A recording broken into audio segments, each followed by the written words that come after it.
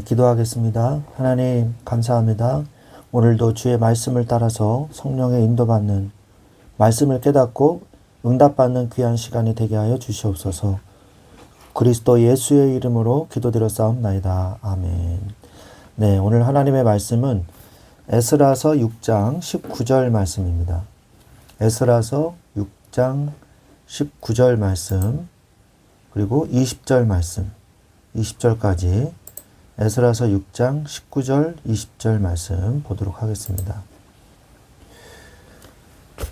사로잡혔던 자의 자손이 첫째 달 14일에 유월절을 지키되 제사장들과 레위 사람들이 일제히 몸을 정결하게 하여 다 정결하매 사로잡혔던 자들의 모든 자손과 자기 형제 제사장들과 자기를 위하여 유월절 양을 잡으니. 아멘. 네, 오늘 에스라서 6장은 고레스의 조서를 다시 확인하고 다리오 왕이 그 조서대로 지켜 행하며 그것을 이행하라고 다시 명령을 내린 것과 그리고 또 지원을 해주는 그런 내용들이 나오는 말씀입니다. 오늘 말씀의 제목은 예배를 통한 나의 정체성 회복이라는 제목으로 우리 같이 말씀을 나누기를 원합니다. 하나님의 은혜로 드디어 20년 만에 성전이 완공되었죠. 이스라엘 백성들에게 성전 완공은 단순히 건축물의 완성이 아니었습니다. 그것은 잃어버렸던 하나님의 백성으로서의 정체성을 회복하는 아주 역사적인 사건이었습니다. 봉헌식을 마친 그들이 가장 먼저 행한 일은 바로 유월절을 지키는 것이었습니다.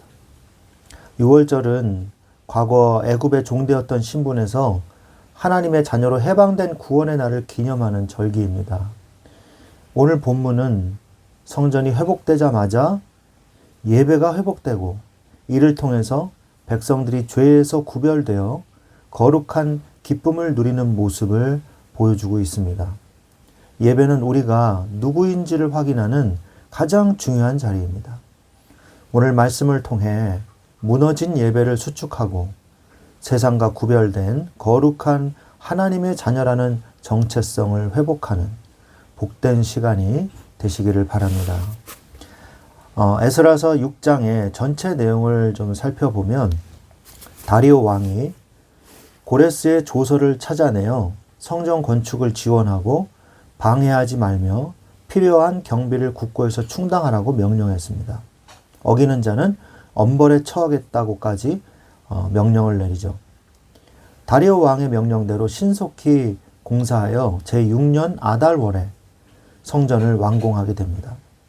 이스라엘 자손이 즐거이 봉헌식을 행하고 규례대로 제사장을 세워 섬기게 합니다.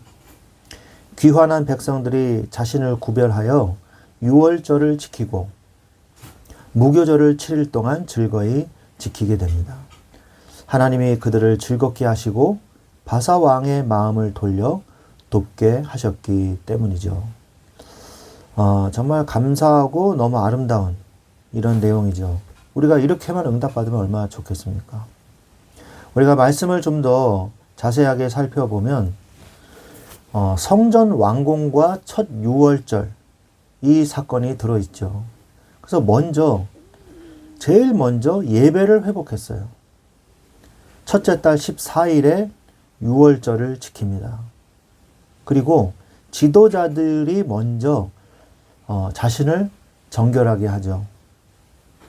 그 이후에 성전에 마음의 중심을 이스라엘이 담았어요.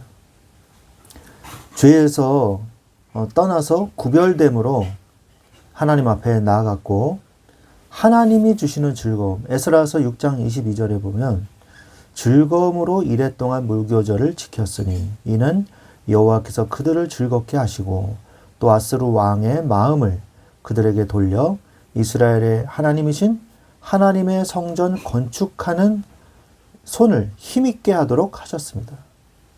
여러분, 하나님의 주권 안에 있으면요 되는 거예요. 이스라엘 민족이 성전을 향한 마음은 품고 중심만 가지고 있으면 되는 거예요. 그러면 하나님이 하십니다. 오늘도 하나님이 주의 일을 하실 줄 믿습니다. 하나님의 언약은요, 반드시 성취돼요. 70년 만에 포로가 귀환됐다는 것은 기적적인 일입니다. 고레스 왕의 칙령에 의해서 1차 포로가 귀환했지 않았습니까? 수르바벨과 또 예수아를 통해서 두 지도자들과 함께. 그 다음에 한 것이 뭐냐? 성전 회복이에요. 우리의 정체성이 어디서 나오냐? 예배와 성전에서, 그들의 정체성이 예배와 성전에서 나왔듯이 우리의 정체성도 예배를 통해서, 복음을 통해서, 성경을 통해서 우리의 정체성이 나오는 것입니다. 드디어 이 성전이요, 회복이 됐어요. 다리오 왕 제6년 아달 월 3일에 성전 일을 끝내게 되는 역사적인 일이 벌어지게 된 겁니다. 물론 16년 동안 중단되기도 했었죠. 그러나 그 방해도 하나님의 과정입니다. 방해는 오히려 하나님의 능력을 더 돋보이게 했어요. 22절에 또 아수르 왕의 마음을 그들에게로 돌려 이스라엘의 하나님이신 하나님의 성전 건축하는 손을 힘있게 하도록 하셨습니다. 하나님의 이 성전 건축하는 손을 힘있게 하도록 하시는 하나님의 능력이 더 나타나는, 돋보이게 하는 과정이었던 거죠. 문제는 뭡니까? 방해가 문제가 아니라 그들의 신앙이 문제인 거예요. 성전이 중단되고 어떤 일이 벌어졌나요? 자신들의 집은 판벽집으로 만들고 성전은 중단된 채로 쓸쓸하게 10년 동안 그냥 그대로 정체되어 있었다는 것이거든요. 그래서 우리도 우리의 삶에서 제일 먼저 회복해야 될 게 뭐냐? 예배와 성전입니다. 내가 있는 곳에 그곳에서 예배를 시작하십시오. 예배는 구별을 의미합니다. 구별. 구별은 뭐냐? 그것은 곧 성결을 의미하는 거거든요. 하나님께서 나에게 주신 그 축복, 현장에서 내가 하나님의 자녀임을 선포하십시오. 또한 예배로부터 모든 것이 시작되는 인생이 되어야 됩니다. 잠언서 3장 6절에 너는 범사의 그를 인정하라. 그리하면 네 길을 지도하시리라 그랬습니다. 우리의 인생이 하나님의 지도를 받는 첫 번째 조건이 뭐냐? 그분을 인정하는 거예요.